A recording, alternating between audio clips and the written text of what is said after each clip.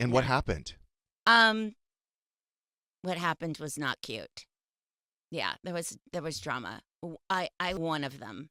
Oh. One of the actors. Hmm. Oh, boy. They played best friends on TV, but the truth was a lot uglier. The Facts of Life was planning their big TV comeback when one actress secretly tried to get rich without the others. The betrayal was so ugly, they stopped speaking for months. Even TV legend Norman Lear couldn't fix it before he died. Fans are shocked to discover which beloved star destroyed their friendship forever, and it's the last person anyone expected. In 1979, NBC was in big trouble. Out of the three major TV networks, it was dead last in the ratings. Only one of its shows, Little House on the Prairie, was doing well. The rest were flops, including a massive failure called Supertrain, which tried to be a glamorous love boat on rails, but turned into a disaster. NBC had spent millions, and it had nothing to show for it. The network was desperate. One show that wasn't a total failure was Different Strokes. It wasn't a smash hit, but people liked it, especially because of Gary Coleman. The NBC boss at the time, Fred Silverman, knew they had to make the most out of anything that was even slightly working. He had already helped bring success to CBS and ABC in the past, and now he was trying to save NBC. So he took a chance. In the summer of 1979, NBC launched a new show called The Facts of Life, a spin-off from Different Strokes. Almost no one watched it at first. Out of 79 shows that summer, it ranked 74th. It looked like another failure, but everything changed in the second season. After some big changes to the show's format, it suddenly took off. By the third season, The Facts of Life became NBC's top comedy. A lot of that success goes back to Charlotte Rae. She played Edna Garrett, the housekeeper on Different Strokes. Rae wasn't just an actress. They called her a character actress, someone who could play strong, unique roles. She had been in the business for years and knew what she was doing. She had an idea. What if her character had her own show, working at a girls' school? She pitched the idea to NBC, but she also made sure she could come back to Different Strokes if the spin-off failed. That way, her career wouldn't be ruined. It was a smart move. Fred Silverman, the NBC boss, had made the call to spin off Mrs. Garrett's character before Different Strokes even finished its first season. That was unheard of. But Silverman didn't follow the rules. He trusted his gut. He had already brought in big shows to other networks and was trying to do the same at NBC. He wanted Norman Lear to produce Different Strokes, and he knew Lear liked working with Charlotte Rae. She had already appeared in some of Lear's other shows. Silverman quickly hired her to play the housekeeper. Then he doubled down. Even before seeing if the audience truly loved the character, he gave Rae her own show. It was part of his bigger plan to rebuild NBC's lineup. In time, that plan would lead to major hits like Hill Street Blues, St. Elsewhere, and Cheers. But it all started with The Facts of Life. In 1979, Charlotte Rae was preparing for a spin-off of Different Strokes and visited the Westlake School for Girls in Bel Air to do research. She wasn't there to scout talent, just to understand the environment. But then, something unexpected happened. A 13-year-old student named Mindy Cohn was assigned to show her and producer Norman Lear around the school. Mindy had never acted. She was just being herself, funny, charming, and completely unfiltered. That was enough. Rae and Lear were so taken by her personality that they created a new character just for her. They named her Natalie Green, and Mindy got the part without even auditioning. Suddenly, she was on a hit TV show while still doing her schoolwork every night like nothing had changed. To her parents, it was no different than joining the tennis team. Around the same time, a young girl named Kim Fields was getting ready for an audition she almost skipped. She was only 9, and when she walked into the room, she saw older girls who looked like they belonged on magazine covers. She wanted to turn around and leave, but her mom stopped her. In a bathroom pep talk, she told Kim not to let anyone, not even her own fears, get in the way. That pep talk worked. Kim landed the role of Tootie, even though she was supposed to be playing a 12-year-old. The only problem? She was tiny. The producers had to get creative. To make her look taller next to the other girls, they put her on roller skates. It worked so well that it became part of her character's identity and one of the show's most iconic visual quirks. Molly Ringwald was also there during that first season. At just 11, she played a socially aware girl named Molly Parker, who carried a guitar and spoke her mind. She was part of the original group of 7 girls on the show, but after the first season flopped, everything changed. The network wanted to tighten the focus, and Molly was deemed too young for the new direction. She was let go, along with most of the original cast. It was a painful experience for her. She later said that being dropped felt humiliating, but that setback didn't last long. Within a few years, she became one of the most famous teen stars in Hollywood, headlining 16 Candle, The Breakfast Club, and Pretty in Pink. When The Facts of Life started in 1979, it was a mess. The cast was too big, the writing was flat, and almost no one was watching. It looked like another forgotten spin-off. NBC was ready to pull the plug after 1 season, but one executive refused to let it die. Brandon Tartikoff, a rising star at NBC, saw potential. He fought to keep the show alive, even when the legendary Norman Lear, who helped create it, wanted nothing to do with it. Lear thought the show was so weak, he asked for his name to be taken off the credits. Still, he ended up making around $30 million from it. The show he didn't even want turned into a goldmine. That second season changed everything. The first thing they did? Cut the cast. The original version had 7 girls, but almost half were suddenly gone. No big farewell episodes, no real explanation, just a sharper focus on 3 girls, Blair, Natalie, and Tootie. One of the girls dropped, a young Molly Ringwald, just before she became a huge movie star. It was risky. Viewers were confused. Blair, who used to look down on the younger girls, suddenly acted like they'd always been best friends. But even with the awkward transition, the tighter cast gave the show more direction. It started to feel like a real series instead of a jumble. Then came Jo. Nancy McKeon showed up as Jo Polniacek, a tough girl from the Bronx with a leather jacket and a motorcycle. Her first scene? Covered in grease, arguing with Blair. That spark between them changed everything. At first, some critics thought McKeon was too rough around the edges, but fans quickly connected with her. Jo gave the show a bite. She made it feel real. Behind the scenes, it wasn't all fun. McKeon later admitted that growing up on the show was hard. The cast was young, just teenagers, and under constant pressure about their weight and looks. "You're basically filming someone's puberty," she said years later. The spotlight wasn't always kind. The show also changed locations. It moved out of the dorm and into the school cafeteria, where the girls worked under Mrs. Garrett, who was now the school's dietitian. That gave the writers more freedom. It felt less like a sleepover and more like a working environment. There were moments that were funny, weird, even wild, like when someone stole lobster from the school kitchen. A rich prep school, indeed. And then, boom, the ratings took off. In just 1 year, The Facts of Life went from NBC's worst-rated sitcom to one of its top performers. A new time slot helped, but it was the retooling that made the difference. By season 3, it wasn't just doing well, it was NBC's #1 comedy. It even beat Different Strokes, the show that launched it. What kept people watching wasn't just the jokes, it was the heart. This wasn't just a show about school uniforms and food fights, it tackled real issues: racism, drugs, eating disorders, even suicide. And it didn't sugarcoat them. One episode about teen sex was so bold that Lisa Whelchel, who played Blair, asked to sit it out because of her religious beliefs. NBC aired it anyway, with a parental warning. It still landed in the top 25 that week. Even the theme song became a classic. The catchy line, "You take the good,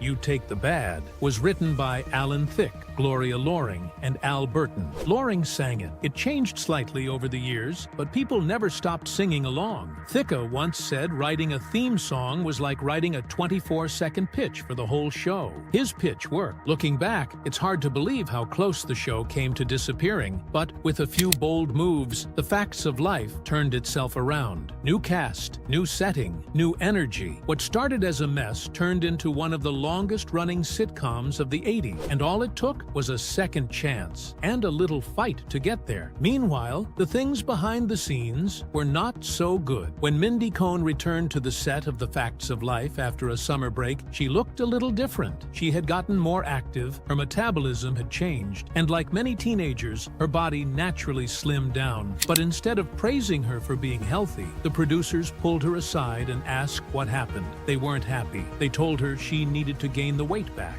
Mindy was stunned. The character she played, Natalie, was never officially called the fat girl, but apparently that's how the producers saw her. They wanted her to stay that way. Mindy's mom wasn't having it. She stepped in and told them no. She told them to go visit a real high school and see what girls that age actually looked like. Mindy refused to gain the weight back, so the costume department came up with a different solution. They started dressing her in oversized clothes, trying to make her look heavier on camera. It was all about appearance, and no one seemed to care how damaging it could be to a teenage girl growing up under that kind of pressure. Things didn't get any better when the cameras stopped rolling. Joan Rivers, one of the most famous comedians in the world at the time, began using the facts of life as a punchline in her routines. She called it the fats of life, and the joke stuck. Even though there was no internet back then, word got around fast. The girls on the show heard about it. They saw it on TV. Lisa Whelchel, who played Blair, said they knew exactly what Joan was saying. Mindy remembered Rivers turning it into a regular bit, asking her audience if they'd seen the latest episode of The Fats of Life. People laughed, and the girls just had to take it. They never talked about it on set. They were tired of the whole conversation around weight, but that didn't make it go away. Lisa Whelchel dealt with a different kind of humiliation. The producers put a scale on set and made her weigh herself, sometimes in front of them. She said it became part of the routine. During the show's hiatus, when she thought she'd get a break, they sent her to weight loss camps instead. She'd say she was going home to Texas, but they'd hand her a plane ticket to a so-called fat farm. She was only 16. Her parents were going through a divorce. Her body was changing, and instead of support, she got constant judgment. One day, the craft table swapped out donuts and cookies for celery sticks and carrot sticks. It wasn't always cruel,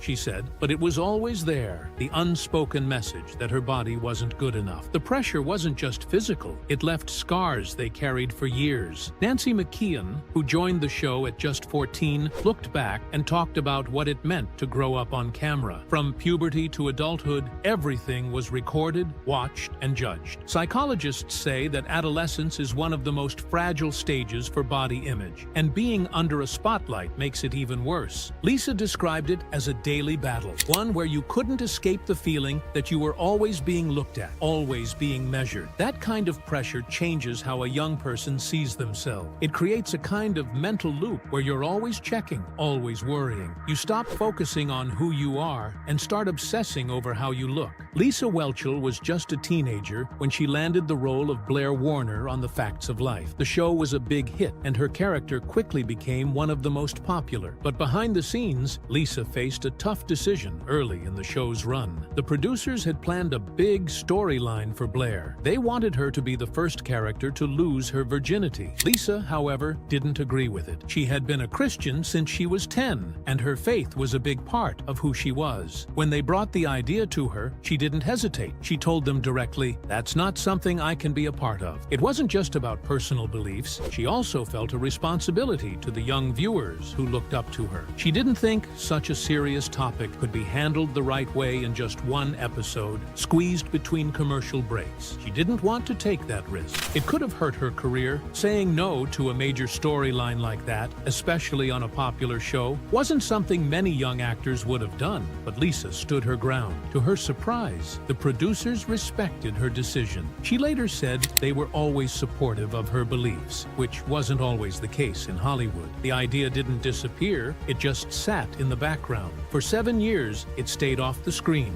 untouched. Then, in the final season, the writers decided to bring it back. This time, though, the story didn't go to Blair. It was given to Natalie, played by Mindy Cohn. Unlike Lisa, Mindy didn't have a problem with it. When producers brought it up, she reportedly said, "Hey, I'll do it." So in 1988, near the end of the show's run, the episode finally aired. Natalie, now 21, loses her virginity to her boyfriend Snake. They'd been together a year, and the show framed it as a mature decision between two adults in a serious relationship. It was a big moment. A show that had avoided talking about sex for nearly a decade was finally going there, with characters who were well into their 20s. Some people found that ironic. The show was called The Facts of Life, after all, but for most of its run, it avoided one of the biggest facts of all. One critic joked that the show didn't live up to its name, since no one had sex until the final season, and by then, they were all adults. When the episode aired, NBC didn't treat it like a normal sitcom. They opened with a parental advisory telling viewers that the subject matter might not be suitable for kids. That kind of warning was rare at the time, especially for a comedy. But even with the caution sign at the beginning, the episode did well in the ratings. It came in 22nd that week, which was impressive. The reaction was mixed. Some praised how the show handled the topic. It wasn't cheap or rushed. But others had issues with how the other characters responded. Some viewers felt the girls quietly judged Natalie, even shamed her, which rubbed people the wrong way. For older audiences, the episode felt honest and thoughtful. For younger viewers, it seemed outdated, even a little preachy. Then came 2001, and plans for a reunion movie started to form. Most of the cast agreed to come back, but Nancy McKeon didn't. Officially, it was a scheduling issue since she was filming The Division, but there was more to it. She had joked in early talks that if they brought Joe back, it should be as a ghost, like in The Big Chill. That joke somehow stuck. The movie still moved forward, filming right as the world was changing. Production began just before September 11th and continued during that tragic moment in history. The reunion told a story of the girls meeting up for Thanksgiving. Blair was running a hotel empire. Tootie, now going by Dorothy, was a talk show host, and Natalie brought them all together. Joe didn't appear, but her daughter did. Oddly enough, the cast had once promised each other they would never do a reunion film. But time passed, circumstances changed, and most of them said yes. Years later, in 2019, the four original stars finally reunited on screen. This time, it was for a Lifetime Christmas movie, You Light Up My Christmas, produced by Kim Fields. She called the women her sisters and made sure they were involved in choosing their costumes and character names. The movie was full of little nods to fans of the old show,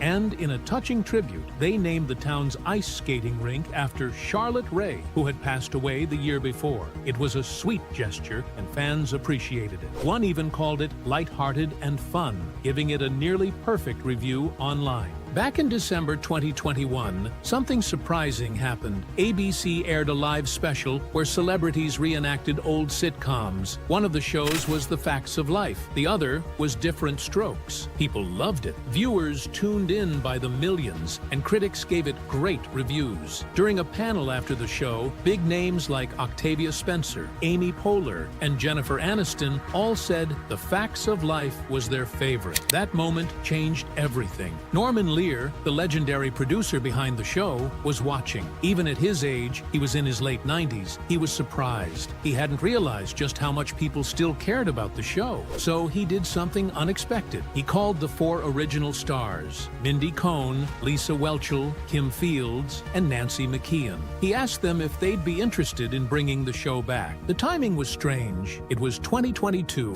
and the world was still dealing with the pandemic. Everyone was stuck at home, but the idea of a reboot brought some excitement. The four women started talking seriously. They met on Zoom, laughing, brainstorming, and reconnecting after years apart. They even hired a writer to help shape the reboot. Norman Lear joined in too. Despite his age, he gave notes, shared ideas, and helped guide the process. For the first time in decades, the original cast was working together again, dreaming up a modern version of their old show. It felt good. It felt real. Then everything fell apart. The cast, who had stayed close for decades, suddenly stopped talking. Mindy Cohn opened up about it in a July 2024 interview. She said one of the cast members had gone behind everyone's back, secretly trying to get her own spin-off. That move caused a wave of emotions that broke apart a 40-year friendship. Until that moment, their bond had been drama-free since the show ended in 1988, something almost unheard of in Hollywood. But after the betrayal, everything changed. For months, they didn't speak at all.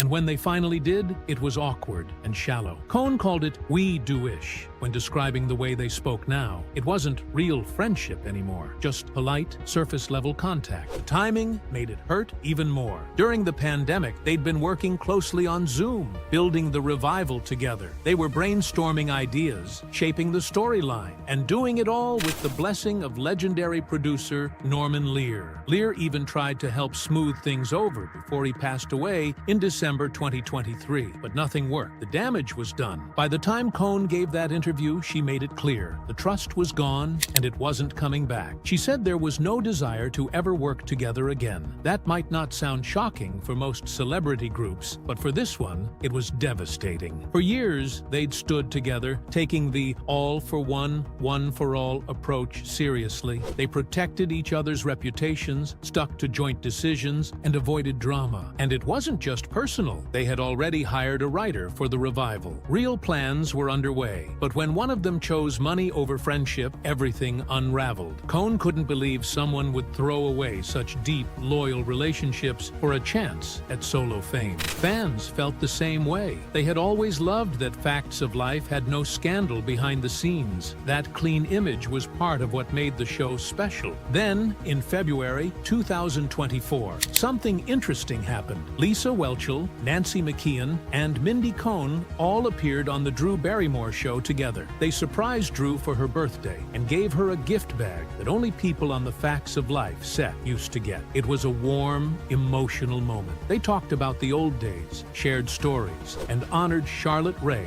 who played Mrs. Garrett. Drew even teared up, saying the show helped shape how she understood friendship and independence growing up. But watching that moment months later, fans started noticing something. Kim Fields wasn't there. That absence raised eyebrows. People started wondering, had she been left out, or did she choose not to join? And what did that say about the current alliances within the cast? Soon, online detectives took over. After Cohn hinted that fans could guess who the betrayer was based on her current friendships, people started digging through her Instagram. What they found fueled even more speculation. Cohn had recent pictures with Fields and McKeon, but none with Whelchel. That seemed like a big clue. Still, not everyone agreed. Some pointed out that Fields was missing from the Drew Barrymore reunion, which might make her the likely suspect. Others remembered that Cohn had always described her character as closest to Joe, McKeon, and Tootie Fields. That, they argued, was a sign Whelchel was the odd one out. Reddit threads exploded. Fans in forums started comparing real-life behavior with the characters from the show. Some said Whelchel's actions reminded them of Blair, ambitious, self-focused, and always looking for the spotlight. By late July, the internet had mostly made up its mind. Articles popped up naming Whelchel as the one who had gone behind everyone's back. There was no official confirmation, but in the court of public opinion, the verdict was in. What began as excitement for a long-awaited reunion had ended in heartbreak, confusion, and a fandom caught in the middle. And for now, the bonds that once held the cast together seemed to be broken for good.